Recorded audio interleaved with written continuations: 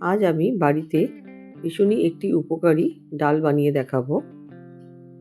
গরমকালে আমি মাঝে মাঝে এই ডাল বাড়িতে বানিয়ে থাকি। তাছাড়া শরীর খারাপ থাকলেও এই ডাল পেটের জন্যও খুব ভালো হয়, তাই শরীর খারাপ থাকলেও আমি এই ডাল বানাই।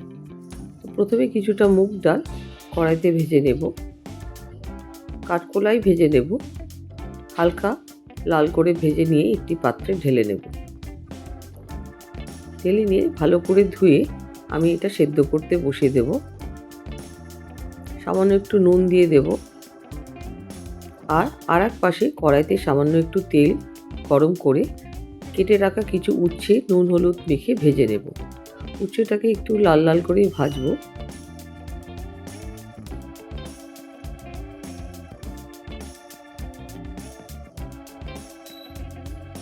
উচ্ছে ভাজা হয়ে গেলে একটি পাত্রে নামিয়ে রাখবো।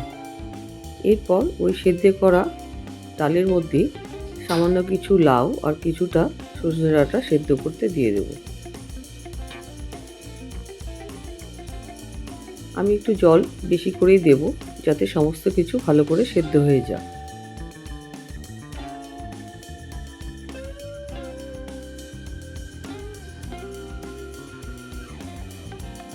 এরপর ওই উচ্ছে ভাজা তেলে একটি তেজপাতা আর একটি শুকনো লঙ্কা ফোড়ন দেব, আর হাফ চামচের মতন রাঁধুনি দিয়ে দেব। এরপর হাফ চামচের মতন আদা বাটাও দিয়ে দেব। দিয়ে ভালো করে সমস্ত ফোড়নগুলো ভেজে নেব।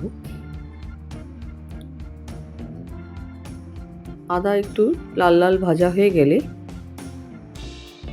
ওই সেদ্ধ করে রাখা ডালটা ফোড়ন দিয়ে দেব।